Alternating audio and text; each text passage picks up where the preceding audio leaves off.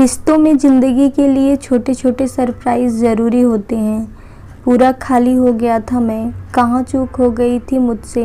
12 साल का साथ, खूबसूरत यादें, एक दूसरे के प्रति प्रेम, आदर, सम्मान, सब कुछ तो था हमारे रिश्ते में। फिर सलोनी का ये कहना, मुझे कभी नहीं लगा कि ये मेरा घर है। प्यार, अपनापन, परवाह बस शादी के 1 या 2 साल तक ही महसूस हुई। अब तो मैं बस जीवन काट रही हूँ तुम्हारे साथ। दिल में कोई फीलिंग्स नहीं बची, बस बच्चे, घर का काम और घर की जिम्मेदारियों में खुद को घिरा हुआ पाती हूँ। पति पत्नी के बीच वाला प्यार, आकर्षण कभी महसूस नहीं होता। पैरों तले ज़मीन खिसक गई थी जब सलोनी के मुंह से ये सब सुना। उस दिन तो मैं चुपचाप बिना कोई जवाब दिए टिफ़िन उठाकर ऑफिस चला गया, पर पूरे दिन सलोनी का सवाल करता हुआ चेहरा सामने था। ये किसका पार्सल आया है? मम्मी का पापा, मिष्टी ने चहकते हुए कहा। आज मम्मी का बर्थडे है ना, दादी ने गिफ्ट भेजा है। अच्छा है, मैं बिना देखे ही बोलकर अपने कमरे में चल दिया। पापा, मम्मी का बर्थडे है, आज आपने कोई गिफ्ट नहीं दिया? कभी नहीं देते आप। बालपन का ये सवाल सुनकर मैं हंसते हुए बोला, अरे मैं तो पूरा का पूरा गिफ्ट हूँ मम्मी के लिए। तुम्हारी मम्मी को पसंद नहीं आएगा मेरा लाया। तुम्हारी मम्मी के पास कितने सारे कपड़े हैं, उसे ज़रूरत होगी तो वो ले लेगी। मैंने लैपटॉप पर नज़र गड़ाते हुए बिना सलोनी की नज़रों में देखते हुए अपना काम पूरा किया। मिष्टी बड़ी हो रही थी, साथ साथ हमारी शादी भी अब पुरानी होने लगी थी। कभी कोई झगड़ा नहीं, कभी कभार थोड़ी बहस, पर हम बेस्ट कपल थे।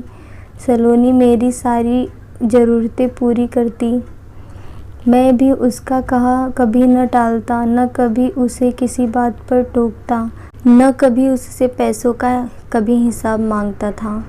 लाइफ बड़े ही स्मूथली चल रही थी, पर इन 12 सालों में सलोनी शायद पूरी खाली हो चुकी थी। क्या मैंने कभी उसे एनिवर्सरी पर कोई सरप्राइज़ दिया? कभी बिना कहे उसके लिए कोई टूर प्लान किया? क्या हम कभी साथ डिनर पर गए? नहीं याद आ रहा मुझे ऐसा कोई पल। हाँ, पर हम हर दिन खुश थे, पर शायद सलोनी नहीं। जो जीवन मेरे लिए परफेक्ट था, वो सलोनी के लिए शायद अधूरा था। शायद उसे पसंद थे छोटे छोटे सरप्राइज़, गुलाब के फूल, चॉकलेट, पर उसने कभी कहा तो नहीं। क्यों? मैं इतना पराया था क्या उसके लिए? एक बार वो कहती तो कहते कहते व्योम का गला भराया। पास बैठे श्लोक ने उसके कंधे पर हाथ रखा। संभालो दोस्त अपने को। अच्छा हुआ तुमने मुझसे अपने दिल की बातें साझा की। हर बात कहने की नहीं होती व्योम, और प्यार की छोटी छोटी ज़रूरत मांगी नहीं जाती, उन्हें आँखों से पढ़ना होता है मेरे दोस्त। शायद भाभी तुमसे वो सब चाहती थी जिसको तुमने कभी ज़रूरी ही नहीं समझा। हर लड़की अलग होती है, कुछ काफ़ी संजीदा होती हैं। शायद भाभी ऐसी ही है। तुम ही मजाक बनाते थे ना मेरा कि यार श्लोक, क्या तुम और भाभी हर समय लव बर्ड बने रहते हो?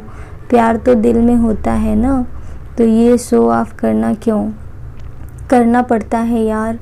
जब हम रिश्ते में होते हैं तो ये छोटी छोटी बातें रिश्ते को मजबूत करती हैं, वरना सूरज भी कभी नहीं ढलता।